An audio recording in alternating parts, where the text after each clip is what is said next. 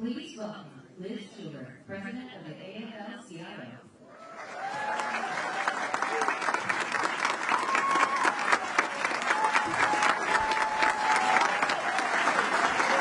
Hello, hello. Good morning. I think it's still morning. How is everyone out there? I love it. And I just want to say thank you for being here. It is such an honor to be here with you today on behalf of the nearly 13 million working people in the AFL-CIO and on behalf of working Americans everywhere across this country. I cannot tell you how powerful it is to be part of this celebration. For someone who, to me, is an unsung hero in our national story, who has inspired millions of women, millions of workers, and is directly responsible for so many of the rights and benefits we have as working people today across this country.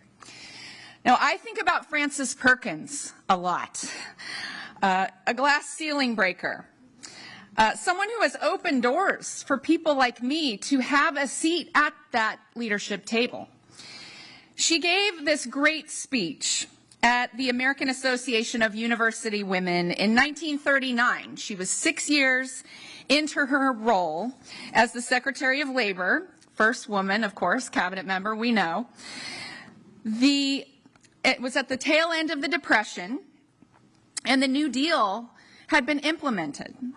And as she went to the stage, she pulled out this little handwritten note that she had written actually 8 years earlier.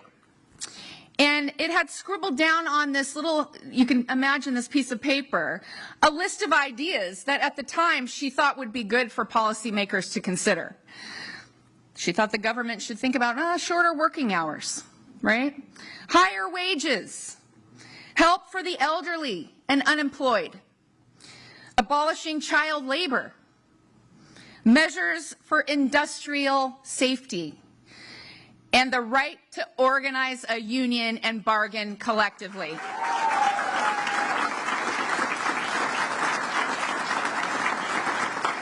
Those ideas that as she gave that speech were all now a reality. And she said they were made possible because at no point did anyone in the administration say, we're satisfied. That's good enough.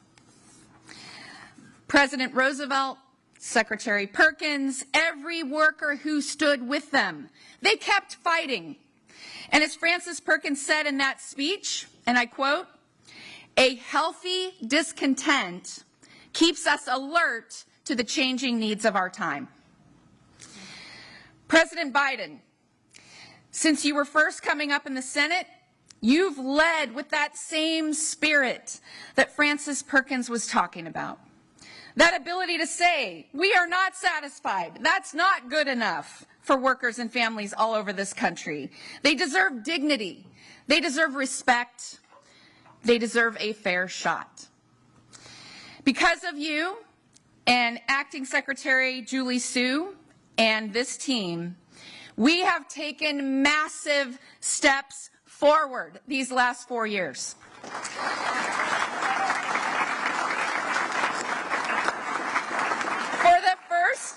For the first time in history, a president of the United States stood with union members on a picket line. We have seen a Department of Labor that actually works for working people. We've seen overtime expand and non-competes banned and generational investments in this country that are creating millions of good union jobs. Nothing short of amazing. It's a historic record. And we're going to move forward with that same healthy discontent that Secretary Perkins spoke about. We're going to defend that record and fight to build on it every single day. And I am so honored now to introduce someone who has led the Department of Labor in a way that Secretary Perkins would be damn proud of.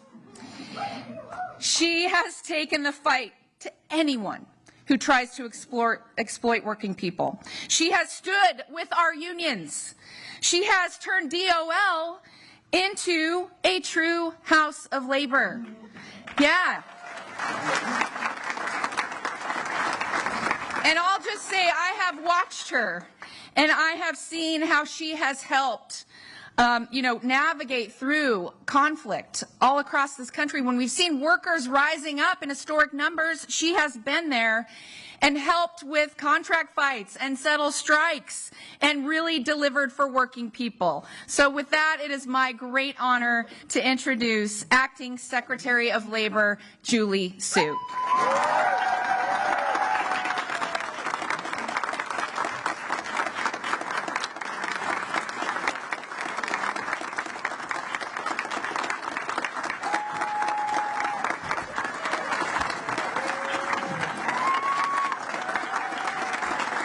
Thank you.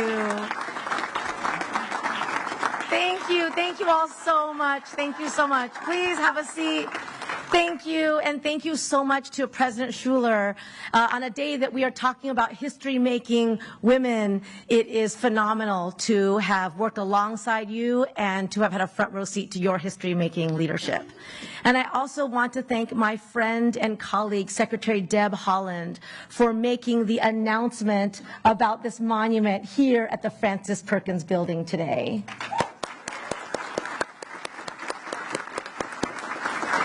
So this is no ordinary day at the Department of Labor. Not only because we honor Frances Perkins, by all accounts, the most consequential labor secretary our country has ever seen, but this day is really special because we are also doing something else. So today, we are at the Department of Labor. We are honoring a Secretary of Labor with all of you, dozens of labor leaders and labor organizers and our labor champions in Congress. And so it's really no surprise to anybody who knows President Biden that we are doing this here today all together. It's sort of like that commercial about Reese's peanut butter cups. President Biden and labor just go together.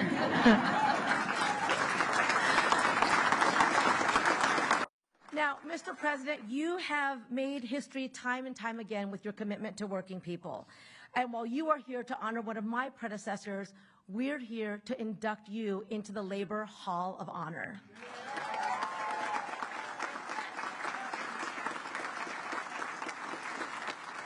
Now, the Hall of Honor is how we acknowledge the labor heroes of America. And as we reflect on your legacy, Mr. President, the way that you always had workers' backs, the way that you put workers first, there is really no one like you. My fellow cabinet members know this, but in the Oval Office across from your desk, you hung a portrait of Franklin D. Roosevelt, of course, the president that named Frances Perkins labor secretary. And Frances Perkins was no bystander to history. She lived at its fiery edge.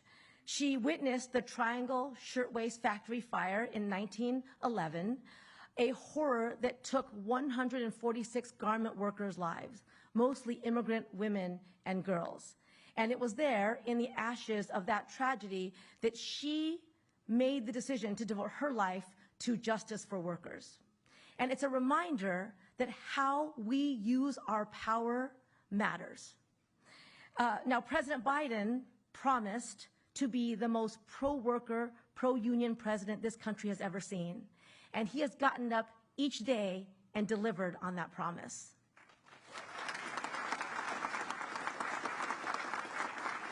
Never before has a president wielded the power of the office so unapologetically on behalf of the people who break their backs, building our bridges, teaching our children, picking our crops, nursing our sick, making the things we rely on, connecting our communities, and making our country function.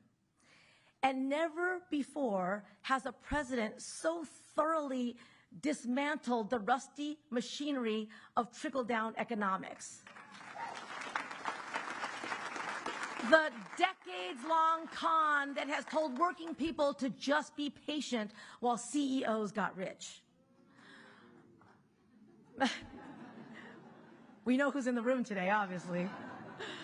Mr. President, you haven't just spoken about being pro-worker, you have acted on it every single day. From the outset, you told Amazon warehouse workers from Bessemer, Alabama to Staten Island, New York, that the right to organize was theirs, full stop, without interference, without coercion, and without the corporate bullying that's all too common.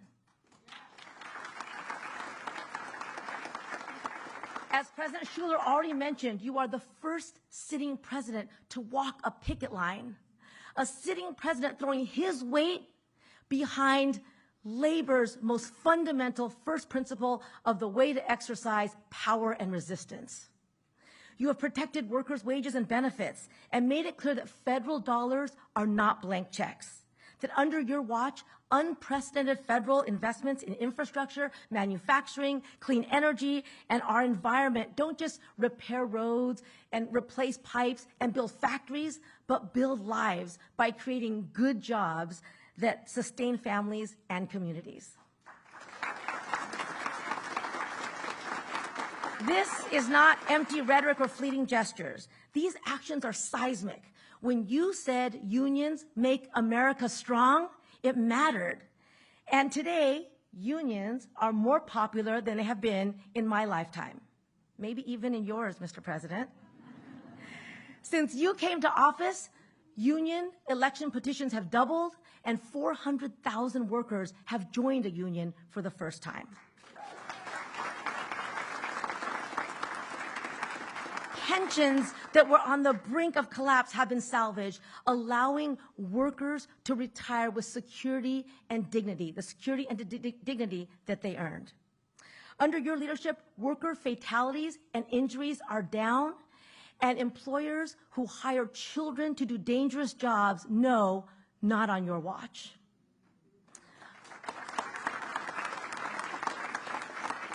Under your leadership, the department and the National Labor Relations Board have roared back to life, enforcing laws with the ferocity that workers deserve.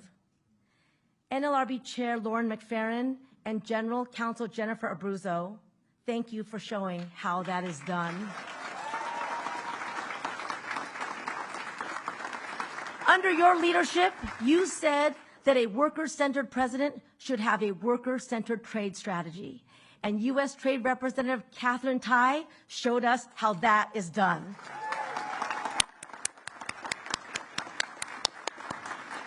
You've said again and again, collective bargaining works. And on your behalf, I have been at the bargaining table more times than several of my predecessors combined.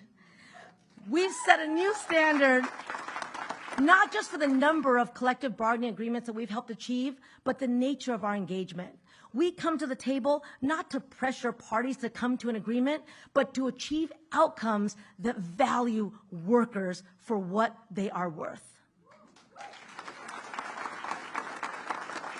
When dock workers on the East Coast and the West Coast were negotiating their contracts, a lot of people said, invoke Taft-Hartley, the way your predecessors have done in the past. In fact, when companies said to me, just use Taft-Hartley, this president did it, I would look them in the eye and say, do you know who my boss is? That is not going to happen. And under your watch,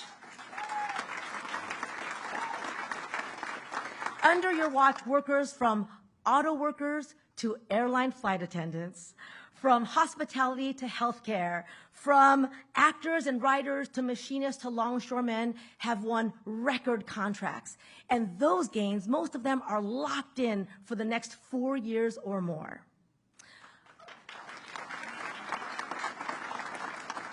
Under your leadership, Mr. President, workers organizing has been seen not as a threat to democracy, but the beating heart of democracy.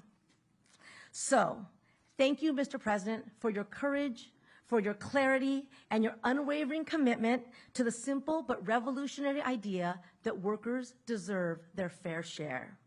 Thank you for nominating me 2 years ago to be your Secretary of Labor, and for entrusting me and the people who work in the Francis Perkins building with the profound responsibility to help you deliver on your promise to the working people across this country, that you saw them, you heard them, and you were going to fight for them. Only under your leadership would the things that we've accomplished even be possible or imaginable. And the story of that generational impact has still yet to be fully told. To me, the Hall of Honor is about making sure that those who have shaped our country's labor history are forever enshrined for all to see and to learn about. I have inducted working people, farm workers, garment workers, LGBTQ workers, into the Hall of Honor. Those workers have changed the course of history. And today, it is a point of immense personal and professional pride to induct the best advocate and ally these workers have ever had.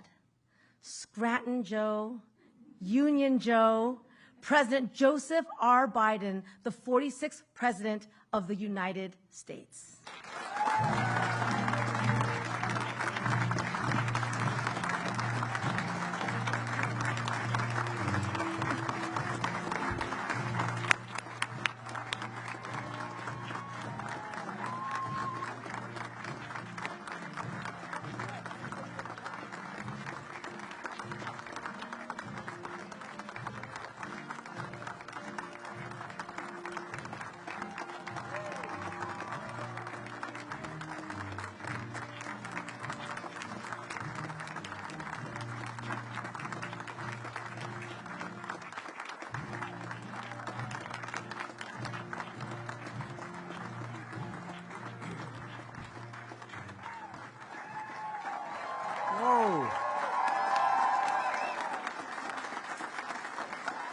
It's a good day.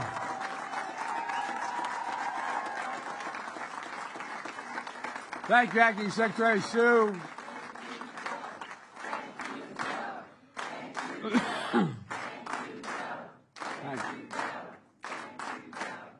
I had no choice. My grandfather come down from heaven if I didn't do this. Excuse me, I have a little bit of a cold. Folks, you know, it's an incredible honor. I really mean that. And I want to thank Acting Secretary Sue and the Department of Labor for this incredible honor. You know, I measure the importance of any award I ever received based on the character and consequence of the organization that's bestowing it. And the Department of Labor is an organization of character and consequence. And I'm honored. I'm honored to be joined today by leaders of character and conscience. Many of you sit right here in the front row. I have my cabinets here.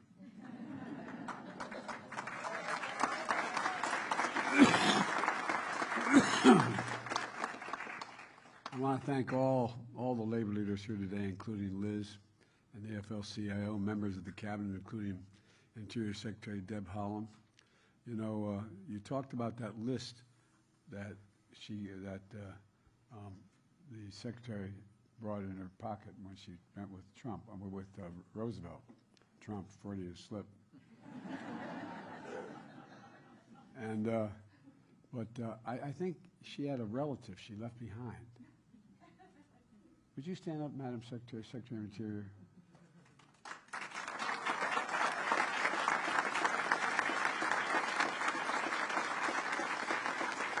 I've been around a long time. She's the only secretary I've ever worked with or had working for me. When I say that's done, she said, no, we have this to do now. Thank you, kiddo. Look, you know, former labor secretary who's now in the White House Senior Advisors Corps is Tom Perez.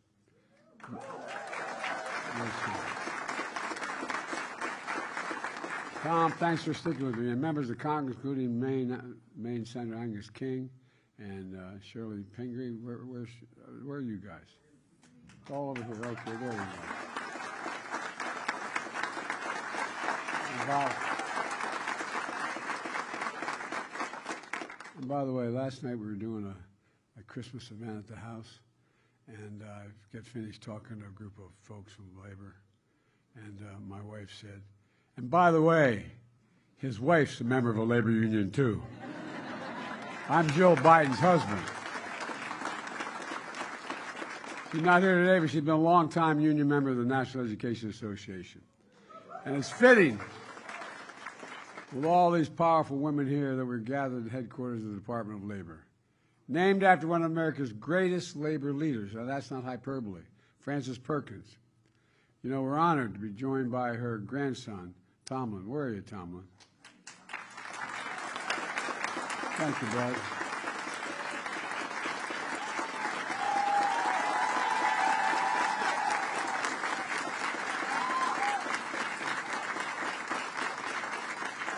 Saturday, March 25th, 1911. Frances sat down for afternoon tea at her home with a close friend from New York City. Suddenly, they hear the sound of a distant screams and sirens. The building was in flames. Her instinct was to run to the scene.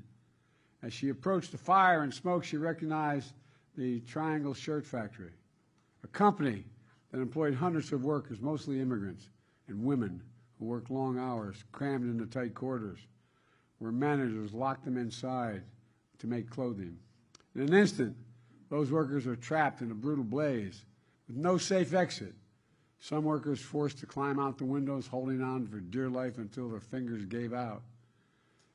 Others just jumped, prayed and jumped. A total of 150 lives were lost that day. It was the deadliest industrial disaster in American history. Frances was devastated, but that fire ignited a passion in her. It strengthened her resolve to fight even harder for working Americans and working families. In her decades of service, she became a fierce defender of unions and workers' rights, an architect of the New Deal, the first woman cabinet secretary, I increased on that a little bit because I know what my family's like. All the really bright people in my family are women. And the longest-serving Secretary of Labor in American history. God love you. And the story goes, after Franklin Roosevelt asked her to become his labor secretary, Frances Perkins immediately responded by outlining her goals, what she wanted done. She said, I want unemployment relief, overtime pay, child labor laws, minimum wage, workers' compensation, national health insurance, and Social Security. Many of the benefits we take for granted as a consequence of Frances' dedication, insight, and courage. But that, can you imagine walking up to Roosevelt saying, no, here, I'll take the job, but here's the deal, man. Let's get this straight. Like I said, a little bit like when I asked Frances to do my job. Hard-fought battles with Teamsters and, a real testament to her skill as an advocate for public servants. An example that through the Fair Labor Standards Act, she cemented the idea that if you're working a full-time job, you shouldn't have to live in poverty. A simple proposition. If you work a little extra, you should have extra money for overtime. Not a crazy idea. Some even argue about it now. Frances understood what my dad taught me. And you've heard me say this 1,000 times, but he really would say this. He said, Joey, a job's about a lot more than a paycheck. It's about your dignity. It's about respect. It's about your place in the community. It's about being able to look your kid in the eye and say, honey, it's going to be okay, and mean it. That's my dad. In fact, during her 12 years in office, she accomplished everything on her list except expanded health care for health insurance. It took 65 years later and a guy named Barack Obama and I to get the Affordable Care Act passed.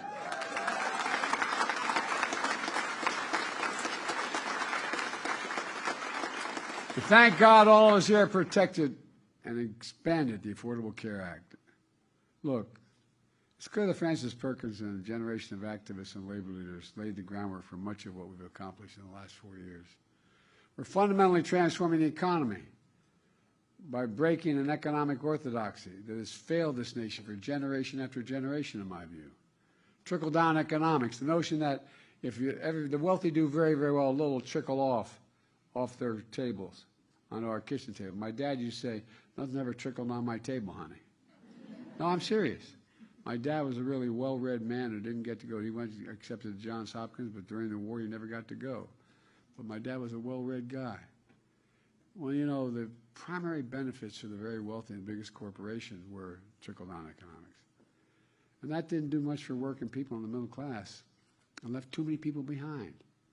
Together we built an economy from the middle out and the bottom up, not the top down. because we know this simple truth. Wall Street didn't build America. The middle class built America. And unions built the middle class. That's a fact. In fact, as the Secretary of Treasury will tell you, I asked her to do a study because I was going to get hit because I knew they'd say by having unions increase in their numbers and their wages go up, we were going to cost people things. Guess what? The study the Treasury did show that when unions do well, all workers do well, union and non-worker, across the board. It matters, it works, it's fair. Kamala and I are so proud of the great job creation record of any, actually the greatest job creation of any single president in a single term. Over 6 million new jobs so far, including 1.5 million manufacturing and construction jobs.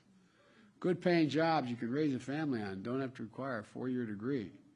And get this, there are more women, especially mothers in the workforce, than ever before in American history.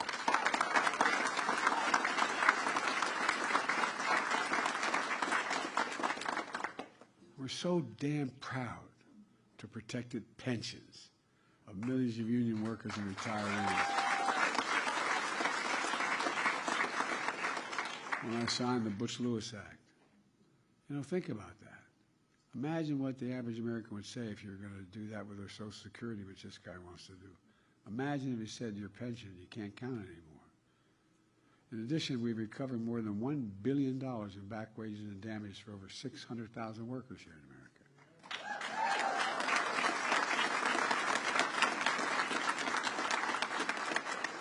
We pushed for a right to a living wage and your right to overtime pay. Jobs and factories are coming back home to America because we invested in an American agenda. We're modernizing American infrastructure. Last guy had the job, he had infrastructure week every week. Didn't build a damn thing. Well, guess what? We built a lot, and guess what's coming?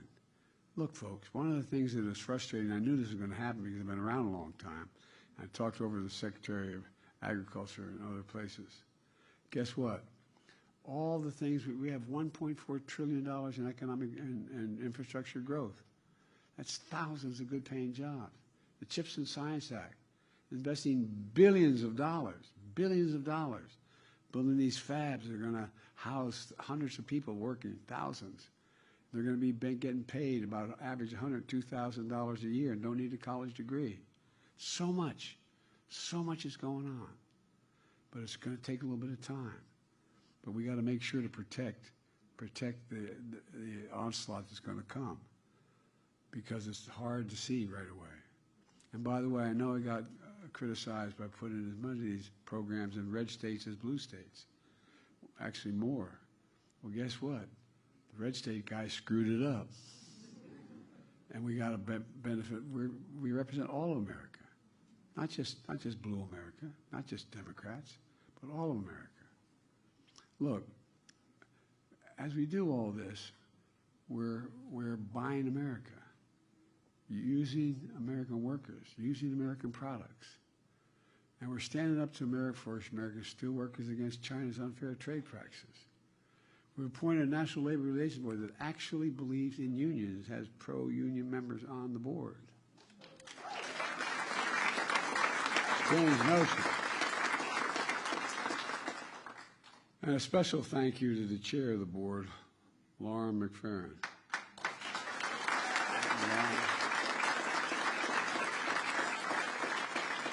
Seriously, where are you, Lauren? Thank you, Lauren. Don't be so shy. Stand up. Let everybody see you.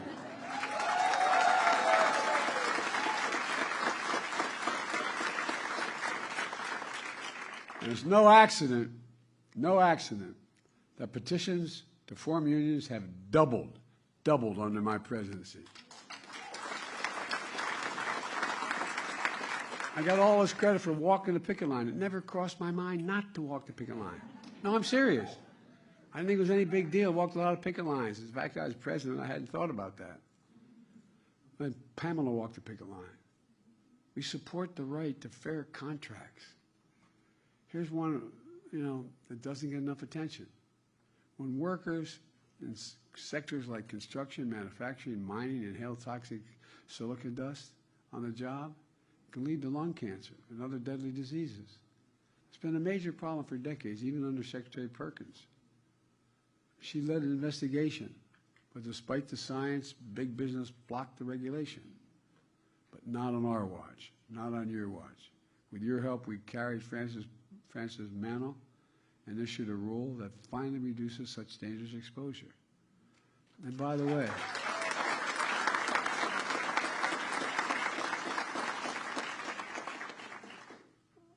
our Secretary of Veterans Affairs is sitting in front of me here, one of the really good guys. I really mean it. And, you know, what we not only did with the CHIPS and Science Act, and then we went and made sure we were going to take care of veterans. We said all those folks in my generation exposed to Agent Orange couldn't prove that their illness was a consequence of it. And all those like my son's generation that exposed to toxic burn pits in Iraq and other places, that it's assumed that my son came back, for example, with stage 4 glioblastoma, more brain injuries than anything else. And guess what? They're entitled to the benefits that they were going to get if they had not lost their lives. Their families.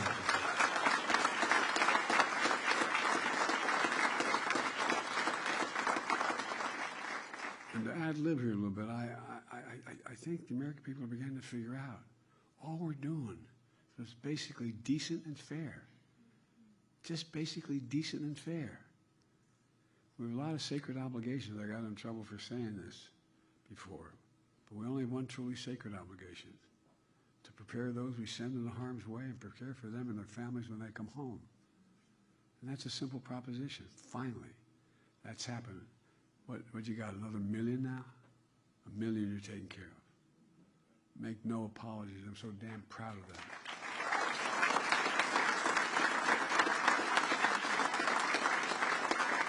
Look, folks, in our 4 years together, we made historic investments that have changed the course of the nation's future and will have a lasting impact for decades to come. And I'm here to say, to state the obvious, we could not have done this without the dedicated professionals here at the Department of Labor and all across this administration.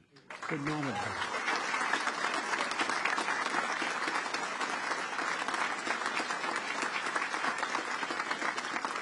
And I'm damn proud to be known as the most pro-labor administration in American history, because we are. We are. We make no apologies.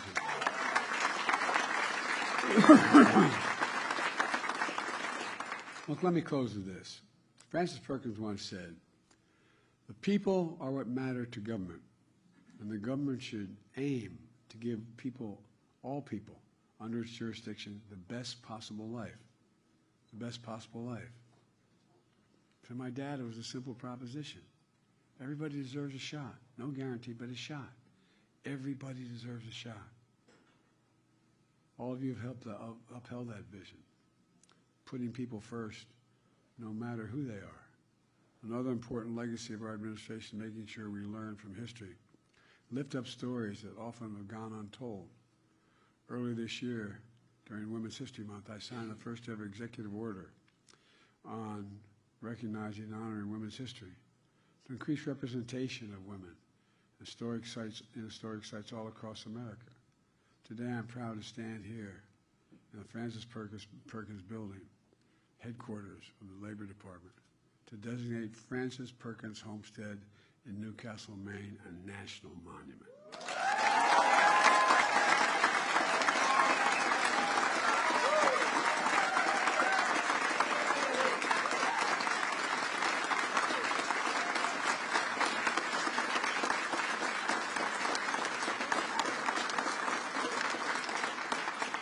And Secretary Holland is also going to be announcing 5 new National Historic Landmarks to honor women's contributions to American history. It includes Charleston Cigar Factory, excuse me, where black women led workers' strike that opposed gender and racial discrimination, advocated for better pay for working conditions. Look, too many people want to rewrite history or ignore it. Look, all we want to do is make sure we record history, the good, bad, and the indifferent, who we are. I was able to show up an Indian country and apologize for what we did to the Indian Americans, for the schools we made them go to and took them right off the reservations with their parents. Throughout our history, women's vision and achievements have strengthened this nation, to state the obvious. That's why I've kept my commitment to have an administration that looks like America. It includes having more women in senior access all across the board, starting with my amazing Vice President, Kamala Harris.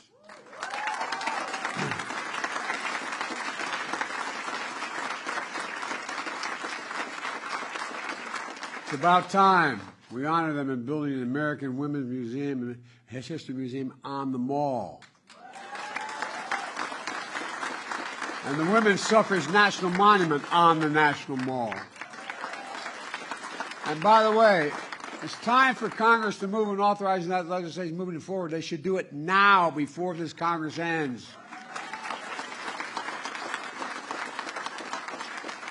Folks, our administration is coming to an end, but our work continues. We get up.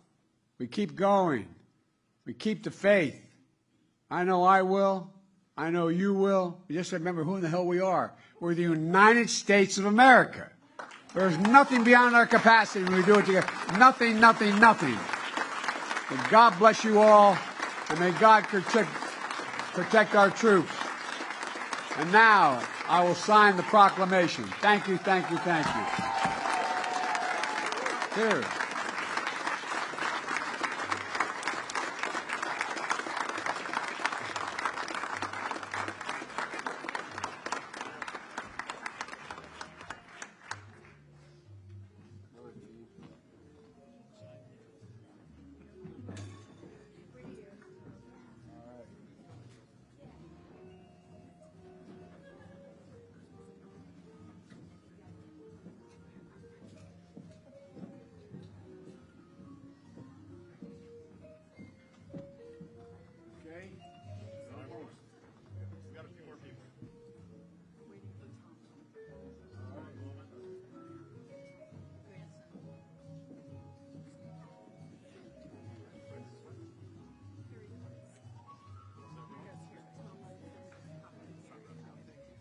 Buddy.